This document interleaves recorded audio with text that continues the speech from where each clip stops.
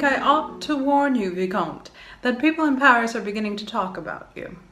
Apparently you are detained in a village by a romantic and unfortunate love. Come back, Vicomte, and do not sacrifice your reputation to a childish caprice. You will not satisfy your whim for Madame de Dorval by remaining 10 leagues distant from her. In spite of the enchantment you appear to find in the Valmont girl, I cannot believe that she has any influence upon your plans. You found her at hand, you took her. Very well. But this cannot be an inclination. To tell you the truth, it is not even a complete enjoyment. You possess absolutely nothing but her person. I do not speak of her heart, about which I doubt you concern yourself, but you do not even occupy her head. It is clear in her letters the way she writes of you and of Danceny. I am perfectly willing that you should keep her, but this is not worth putting oneself out for a quarter of an hour. As for me, I am bored to death. Belroche has become truly unendurable. He wearies me with his eternal delight. I have especially noticed the humiliating confidence with which he looks upon me as his forever. He cannot value me very highly if he thinks himself good enough to hold me. In short, the moment has come. We must separate. I have been trying for the last fortnight without success to get him to leave me. I must therefore adopt a more violent course. So I am taking him to my country house, where I shall overburden him so with love and caresses that I wager that he, even more than I, will desire the end of this affair. The public pretext for this retirement is to occupy myself seriously with my big lawsuit, which will at last come up for judgment at the beginning of the winter. It is not that I am uneasy about the result, but it is really disagreeable to have all one's money up in the air. So I shall have 2 lawyers with me. Does not this journey sound gay to you? However, if it makes me win my lawsuit and lose Belroche, then I shall not regret my time. And now, Vicomte, guess his successor. I give you 100 guesses.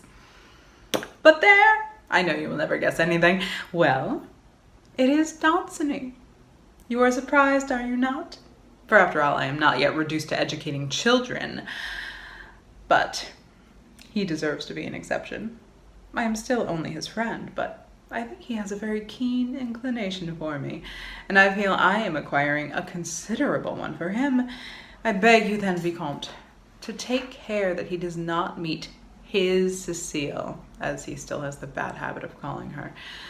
I had thought of taking the young man with me, but on top of my usual prudence, I was afraid he might notice something between Belroche and me, and I should be in despair if I could not offer myself to his imagination pure and unspotted, such indeed as one ought to be really worthy of him.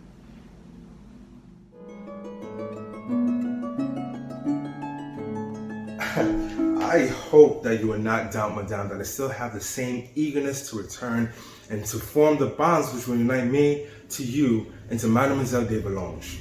But Monsieur le Duc de Laclos, my cousin, to whom you know I have so many obligations, has invited me to accompany him on a journey through Italy.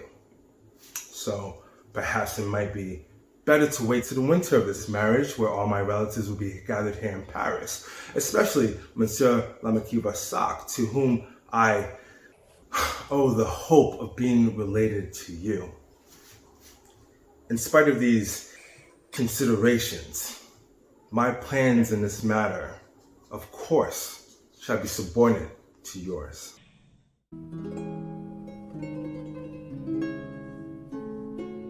It is an inconceivable thing, my fair friend, how easily, as soon as people are apart, they cease to be in agreement. Because I have not seen you for nearly 3 months, we no longer have the same opinion about anything. I have to thank you for informing me of these rumors about me, but be at rest. I shall reappear in society more celebrated than ever. I hope I shall even gain credit for the adventure with the Valmont girl, which you seem to think so little of. As if it were nothing. To take a girl away from her beloved, to obtain from her what one does not even dare to exact from all the women who make their living by it. And that without in the least upsetting her tender love, without making her unfaithful, for indeed, as you say, I do not occupy her head. Is that then so ordinary a course? But if they prefer the heroic, I shall point to Madame de Tourvel, that model of all the virtues, respected even by the greatest libertines who had abandoned the mere idea of attacking her.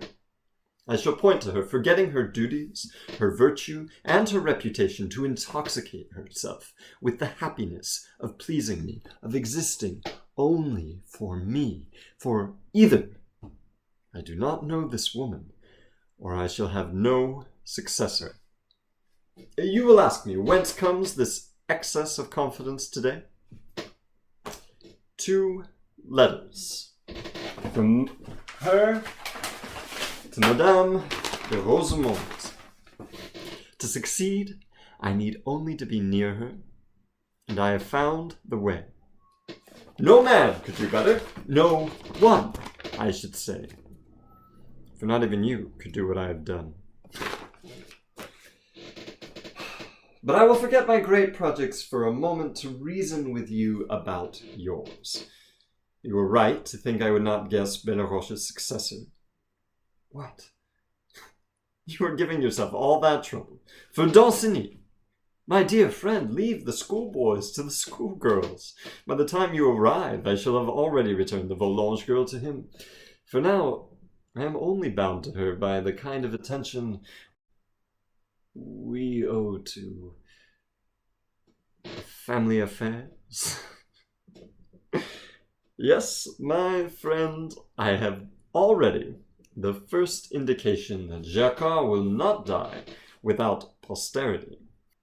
If you make Danceny unfaithful too, you will take away all the piquancy of this story. Yesterday, I found our pupil writing to him, and since I thought her letter cold and constrained, I persuaded her to write another at my dictation. The girl was delighted to find herself speaking so well. What is there I shall not have done for Danceny? I shall have been at once his friend, his rival, his mistress, and now I am saving him from your dangerous bonds. For to possess you and to lose you is to buy a moment of happiness with an eternity of regrets. Goodbye, my friend. I still love you as much as if you were reasonable. By the way, my compliments upon the near completion of your lawsuit. I shall be very glad if this happy event takes place under my reign.